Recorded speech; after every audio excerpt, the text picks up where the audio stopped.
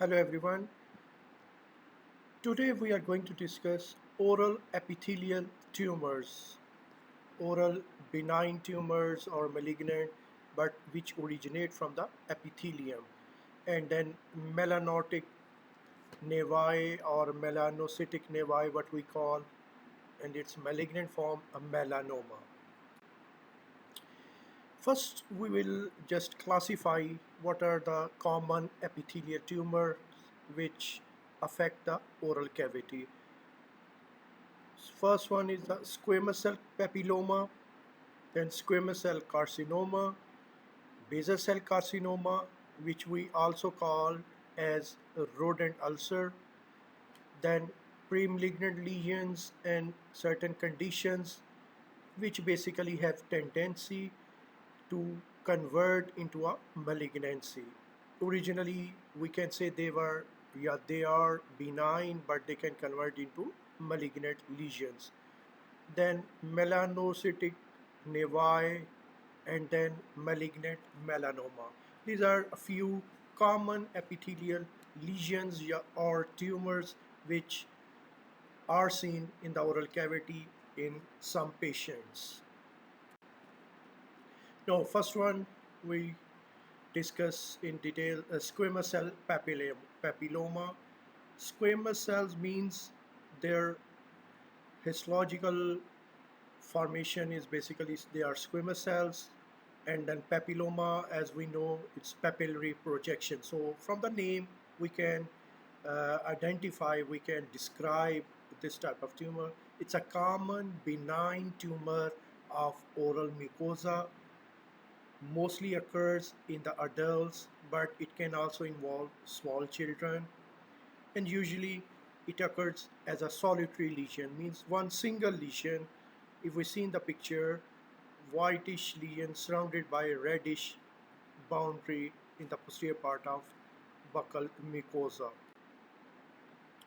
So how it look like clinically? Clinically, it appears as a solitary lesion or single lesion on the cheek, what we call buccal mucosa, then gingiva, palate, and tongue. These are the common sites which normally we see this type of lesions. They vary in size, they can be smaller in size, they can be bigger in size, they may be pedunculated or sessile in nature, in morphology, in shape. They present as warty or cauliflower-like growths with white or pink surface depending on the amount of keratin. So basically, amount of keratin determines their color, white to pink. How much, how many keratins, as many as keratins will present, its color will be whitish. If they are less in number, their color will be pinkish, which is normal color of our oral mucosa. Now, if we see in the picture, in the left picture with the tweezer, we have shown a papillary lesion. In the right upper picture, we have a papillary whitish lesion surrounded by a reddish boundary. And in the lower right picture, we can see on the in the mirror on the lingual side of the or palatal side of the oral cavity, small whitish cauliflower-like lesion. Now, if we talk about histological features, how they look like under the microscope, they are basically finger-like processes of proliferating stratified squamous epithelium supported by thin core of vascular connective tissue. So basically, proliferation, outward growth of stratified squamous epithelium, but obviously it is supported by the supporting connective tissue. The epithelium, it may be hyperkeratotic. Then mitotic figures, they are seen in the basal layer of the epithelium, but features of epithelial dysplasia is normally absent. There is basically, we can say there is hyperplasia type of lesion, and no known malignant changes described as not a pre-malignant lesion. So totally we can say it is a benign lesion, it's a benign growth. In this is a histological picture. We can see long elongated proliferations, papilla-like projections of the stratified squamous epithelium, which basically arise in the oral cavity, and they have hyperkeratotic keratosis. That's why they look like whitish in color. So treatment is normally surgical removal of the lesion. We surgically just remove the lesion, and normally we don't have any recurrence chances in that case. The next one is a verrucous vulgaris. Clinically, it presents as squamous cell papilloma, means clinically it looks like a squamous cell papilloma. It appears as a solitary or multiple lesions. It may be pedunculated or sessile. It appears white because of same, just like squamous cell papilloma, it has hyperkeratosis, and it is seen mostly in children due to auto-inoculation from the warts on fingers and nails.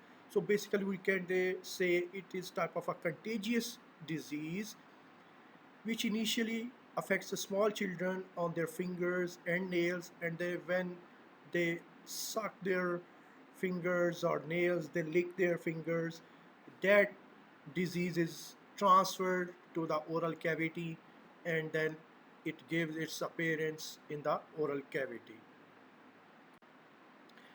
Histologically, similarly, they consist of papillary processes of proliferating, acanthotic, hyperkeratotic squamous epithelium supported by thin cores of vascular connective tissue.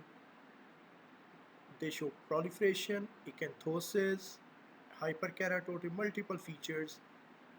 There are large vacuolated cells with prominent keratohyalin granules seen in the stratum granulosum layer and then upper part of the apical cellar. So these two epithelial layers, they show presence of keratohyalin granules, large vacuolated cells.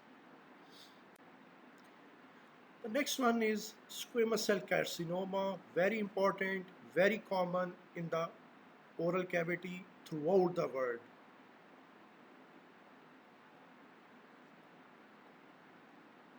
It is the most common oral malignant neoplasm, accounting for about 90% or more of all the malignant tumors of oral cavity. So most common tumor of oral cavity we say is the squamous cell carcinoma. Now, if we talk about the clinical presentation, it occurs in many clinical forms. Early lesions, they are usually asymptomatic. They appear as a white patch, a small growth, initially having no ulceration or erythema, a small indolent ulcer, or a small area of erythroplakia then appears, and pain is seldom present. So means in the early stage, it is just like a small whitish patch with no ulceration, no redness, no erythema, but later on it shows small area. It converts in towards, it changes its clinical presentation. It becomes slightly red to white erythroplakia, and in early stage we don't see any pain in the patients. If we see the clinical pictures, upper left one, we see whitish lesion in the center. There is smallish, little bit ulceration about to start. In the right, there is whitish to reddish lesion. In the lower right, we see small outgrowth, whitish lesion. In the left lower picture, small outward growth, which in with the passage of time starts showing small reddish spots on its surface.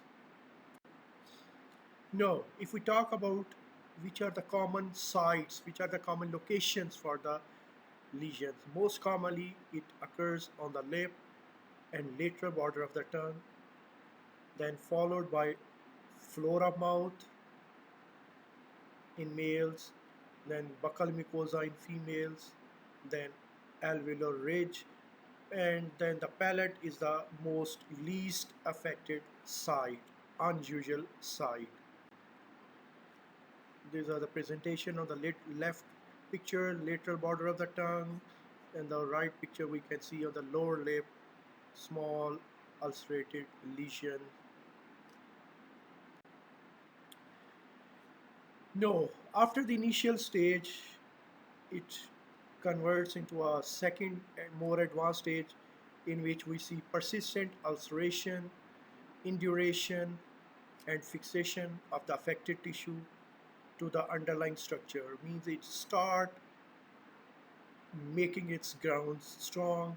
It involves the underlying structures like muscles, fibers, bone, and then underlying bone destruction in case of alveolar lesions.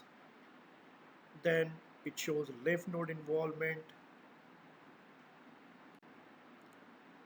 Then in advanced cases, it may present as a broad-based exophytic mass with rough, nodular, warty, hemorrhagic, or necrotic surface, or as a deeply destructive and crater-like ulcers with raised, rolled, everted edges. Means it shows, as we discussed in previous slide, it shows multiple clinical presentations.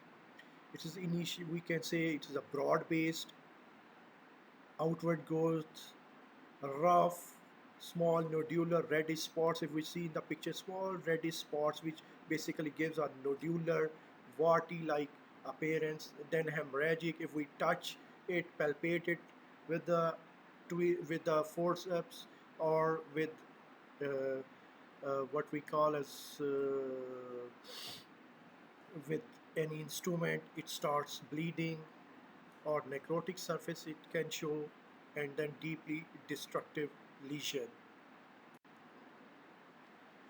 Then at these stages, middle and advanced stages, it shows pain, tooth mobility, pathological fractures because of early loss, because of loss of bone, the tooth become mobile. Pathological fractures can be there when the bone is involved. Bone involvement radiographically seen, and then altered sensation over the mental nerve or on the mandible. This is especially when it affects the interior part of the jaw. Then infiltration of the oral musculature, it may lead to functional disturbances, especially in case of tumor on the tongue or floor of the mouth. No, we talk about the etiology, etiological factors, etiology, what is the cause of this tumor. The most common cause is the tobacco smoking in any form, like pipes, cigars, cigarettes, beedies, reverse smoking, smokeless tobacco, snuff dipping, tobacco sachet, tobacco chewing, any form of tobacco. It is the main cause of the squamous cell carcinoma. Then there are alcohols, spirits, wines, which basically aggravates the initial cause. Then dental factors, there can be certain dental factors like some fillings. Then viruses, herpes simplex virus, human papilloma virus, HIV. Then chronic infections like candida, syphilis. Then certain diet and nutrition deficiencies like iron deficiencies, vitamin A and C deficiencies, then ultraviolet radiations, rays, then immunosuppression, and then some occupational causes like asbestos. Those people who work in the factories of asbestos, they may be affected with squamous cell carcinoma. Then the tumor shows invasion of the surrounding tissues by malignant epithelial cells. If it is untreated, it spreads to the lymph nodes and distant sites. Invading cells grow in the tissue and form the irregular branching processes, tips of which are often cut off, and they give appearance of separate islands of tumor. So in this way it grows, it spreads, it shows metastasis. That is why it's a malignant tumor. Then the tumor cells invade the deeper tissues. It grows into the deeper tissues, muscles, fats, nerves, eventually bones. They all are infiltrated and destroyed. The cancer cells, they excite an inflammatory reaction, and then they may become surrounded by lymphocytes and plasma cells. They may show presence of these structures. Then the individual cells, they show features of malignancies, large irregularly shaped nuclei, frequent abnormal mitosis, loss of epithelial morphology.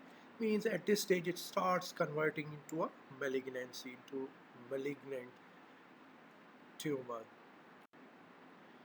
No, if we talk about the histological features, we normally divide squamous cell carcinoma into three stages on its histological appearance: well differentiated, less well differentiated, and poorly differentiated. In well differentiated, they have squamous cell epithelium with masses of prickle cells with the basal cells around the periphery. They contain keratin pulse consisting of central area of keratin surrounded by whorls of prickle cells. Means in this stage it is very much, it shows cells which are very much similar to the normal squamous epithelium, but they show increased presence of keratin pulse, whiteness of the lesion. This is the early stage. In this picture we can see keratinized cells, inflamed connective tissue. Then second stage is less well differentiated, in which keratin pulse they are sparse, means or absent, maybe a few keratin pulse present or even they are absent. The prickle cells and their nuclei, they show pleomorphism, then abundant mitotic figures, and they may be atypical. So changes in the cell starts. And in poorly differentiated, or what we call as anaplastic type, total destruction, more irregular epithelial cells, and hardly they are recognized as squamous. They have converted, they have changed their shape, they have destroyed their shapes. No keratin pulse are seen in this stage. No, if we talk about the treatment, is mainly is the surgical intervention. We have to remove the tumor surgically, including well normal margins in order to prevent any further recurrence. And it depends upon the prognosis, depends upon the diagnosis and site of lesion. If the tumor is diagnosed at early stage and well treated, it can show good prognosis, long duration of prognosis. And the site, if it is in the exposed area like lip, in the tongue, and obviously it will be diagnosed early, it can be treated. And if it is present on the, especially on the floor of the mouth, at that site it is normally diagnosed late, and at that time it has shown what we call as metastasis. So chances of poor prognosis in those areas or in the posterior part of the oral cavity. No. The next one is the basal cell carcinoma. Basal cell, basically they are present on the skin, our exposed skin of our body. It is also known as rodent ulcer. It is common, locally destructive, non-metastasizing malignancy of the skin.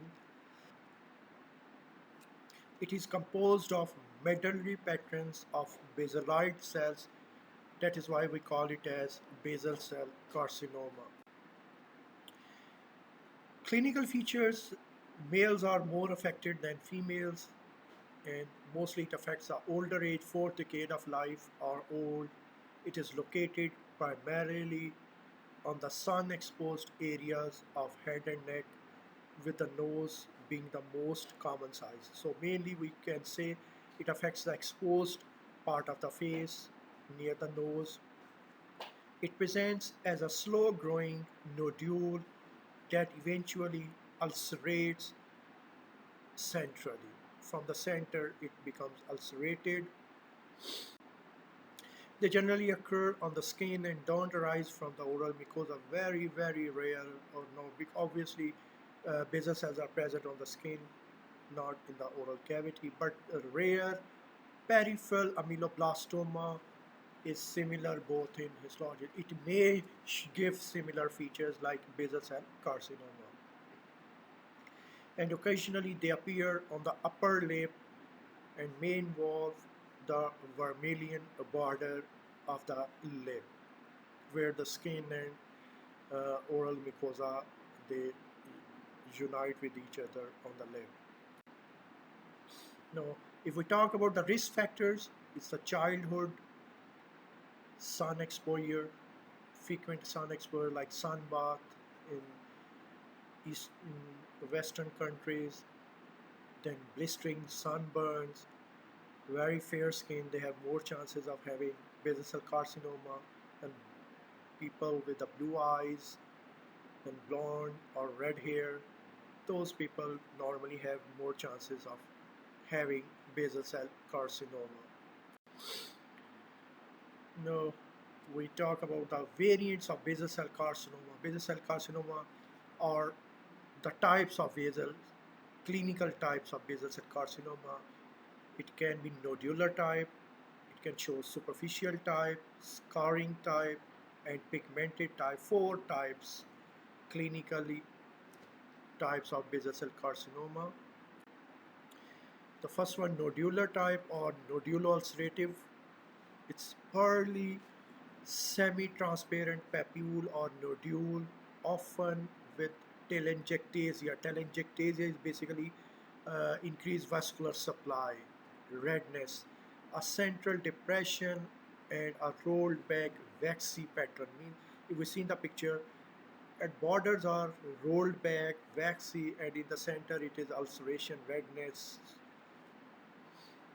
Ulceration and crusting rolled rodent ulcer is not a common finding. Lesions frequently occur on the face, mainly on the nose, we can say is the most common site. Next one is the superficial type, near the nose again, on the cheeks, erythematous, slightly scale-like, round, well demarcated, eczematous, appearance like eczema patch with a pearly rolled border, and the lesions often appear atrophic with a central erosion and crusting. This type of lesion is most commonly found on the thorax in the majority of patients, but we can see such type of lesion in the patient on the oral, on the face. Then scar like, if we see in the picture, just like a scar when we scratch our skin, and scar develops an atrophic, slightly eroded, crusted plaque which resembles a scar. This is the least common but most aggressive type of basal cell carcinoma. Then fourth type is the pigmented, just like a pigment, just like a mole on the skin. It's a shiny blue to black papule, nodule or plaque. They can have a pearly, waxy rolled back border, and the pigment within the lesion, it may appear uneven or speckled, so just like a mole appearing on the face. No differential diagnosis resembles with the certain other lesions. Etiology, what we say is the most common is the UV radiations from the suns. No, histologically, they show round to oval, solid nests of tumor cells showing multiple cystic areas. Cells are uniform in size and polygonal in shape with prominent nuclei and scanty cytoplasm, and they invade into connective tissue. They show invasion growth into the deeper connective tissues. So mainly it is again a malignant neoplasm, and treatment is the surgical excisions like electrodesiccation, curettage, radiation therapy followed by surgery. Then surgery is some specific name. Most surgery is used in which small segments we remove this type of lesion for better cure and prevention of recurrence. Prognosis recurrence is uncommon if it is properly treated, but it can be locally destructive and metastasis they are rare.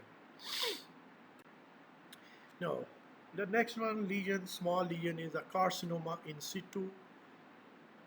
Sphere epithelial dysplasia, it's a benign lesion basically we call. Sphere epithelial dysplasia in which whole or almost whole thickness of the epithelium is involved except we say except the basal layer. All layers of epithelium are involved. The superficial layers of the epithelium in oral lesions, it shows cellular maturation. Clinically, it resembles as a leukoplakia, that is a white lesion, erythroplakia, red and white lesion, or as a normal mucosa. The lesions may progress with the time to invasive carcinoma, but rarely. So mainly it is a benign lesion which involves the epithelium, but in advanced stages it may convert into squamous cell carcinoma. This is a picture in the floor of the mouth on the lateral border of the tongue, just like squamous cell carcinoma. Histologically, we see presence of multiple cells, morphological changes, pleomorphism of the cells. The next one is verrucous carcinoma. It is again considered to be a pathological variety of low-grade squamous cell carcinoma. We can say it is a type of squamous cell carcinoma occurring on the oral mucosa, skin, and other squamous mucosal surfaces. In oral cavity, it occurs in mandibular buccal sulcus and adjacent buccal mucosa. The disease of elderly, and it is seen in tobacco chewers and snuff takers. So again, the cause is similar of squamous cell carcinoma, that is the tobacco. Clinically, it presents as a thick white plaque of heaped up folds of tissue with deep cleft-like spaces between the folds. It grows slowly and erodes rather than invasion of adjacent soft tissues and bone, which they show relatively late in the growth. Histologically, it shows large, heavily keratinized neoplastic epithelium with bullous, ratty processes, well differentiated epithelium with little or no cytological atypia. Then basement membrane is intact. It shows rare mitosis. It shows heavy infiltration of connective tissue with chronic inflammatory cells. So huge number of chronic inflammatory cells are seen in this type of lesion. No, the next ones are the certain pre-malignant lesions or conditions which basically are benign conditions, but they have tendency to convert into a malignancy if they are not properly and on time treated. If a lesion precedes or coexists with a tumor more frequently than it would be expected by chance alone, is said to be a pre-malignant lesion. These are leukoplakia and erythroplakia, oral epithelial atrophy occurring in the syphilis, oral submucous fibrosis, some vitamin deficiencies, then chronic hyperplastic candidiasis, which we have studied, then lichen planus. These are few conditions which we call as pre-malignant lesions because these are all epithelial in origin and they have tendency to convert into a malignancy. No, melanocytic nevi or melanomas, nevi, it is any developmental blemish on the skin or mucosa, a small spot on the skin, what we call exceedingly common, particularly in head and neck. Almost everybody has few moles. These are the common moles which we have on our body, on our face, most present in the childhood and adolescence, and every person usually develops between 20 to 30 nevi on his or her body. They are rare in the oral mucosa. They clinically present in adult life as slightly elevated pigmented lesions on the skin, and if they are present in the oral cavity, they are usually present on the hard palate or buccal mucosa. They are mainly rare in the oral cavity, but if we say if they are present, they will be present on the hard palate or buccal mucosa. They are hematomatous lesions and result of proliferation of melanocytes or their precursors. No,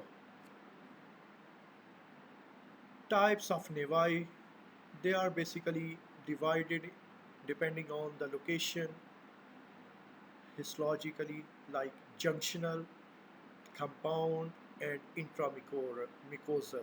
Junctional, they are focal proliferation of melanocytes at the junction of epithelial and connective tissue. So when they are present at the junction of epithelium and connective tissue, we call it as junctional nevi. Compound, when they are present both at the junction as well as they extend deeper into the connective tissue, we call it as compound, and they'll clinically look like this. And intramucosal or intradermal means if they are present inside the oral cavity, we call it as intramucosal, and when they are simply on the skin, we call it as intradermal. This is the most common type on the skin, intradermal and intramucosal, most common type in the oral cavity, and they are mainly benign. They are very rarely they show malignant changes. No, there is one type, blue nevis. It's the second most common type of intraoral nevi. Normally we talk about they are blackish in color, brownish to black, but blue is a very rare type located deeper into the connective tissue than intramucosal type. It is ill-defined proliferation of elongated, spindle-shaped, heavily pigmented melanocytes, and they transfer during the fetal migration, fetal life. Clinically appear as bluish rather than brown lesions or black lesions because of their deeper location in the mucosa, and they don't have any junctional type or junctional activity. Then melanoma, it's a malignant type of these nevi or melanocytic nevi. We call it as melanoma or malignant melanoma or melanocarcinoma. It's a neoplasm of melanocytes occurring on the skin and rarely in the mucosal surface. Commonly, it has a radial and superficial growth periods before it extends into the deeper underlying tissues and metastasize. Same etiology, it can be ultraviolet radiations, fair complexion, sun sensitivity, and no particular cause for mucosal lesions. If we talk about the mucosal melanomas, they are the more common in India, Africa, and Japanese. In mostly affect the old age patient 40 to 60 years of age, and they are rare in small children, usually dark brown or black, and 15% of these melanoma may be non-pigmented and typically red or reddish brown. They may be flat, they're firm, rubbery, but asymptomatic. They may go unnoticed unless they cause soreness, bleeding, or any unwanted mass. Later, nodular growth, pain, ulceration, they may develop in the advanced stages, and they show growth like radial or horizontal growth and vertical growth patterns, and these are the growth patterns. So sites of metastasis normally on the regional lymph nodes initially, then they can spread, extend, metastasize to lungs, liver, brain, and bones. About 30% are preceded by hyperpigmentation, either dysplasia of melanocytes or radial growth failure. So they have certain other types like lentigo maligna, acral, and nodular melanomas. Clinically, they look like this, and they have ABCD clinical features like asymmetry, A, B for border, irregular borders, irregular margins, variation of colors, and variation of diameter on the skin, and lower picture is on in the oral mucosa on the palate. So histologically, spindle shaped, laminar atypia shows. These are histological types, pigmented nodules, pigmentations present, atypical melanocyte nuclei, they are hyperchromatic, angular, they can assume a variety of shapes, they may be small or clear cells.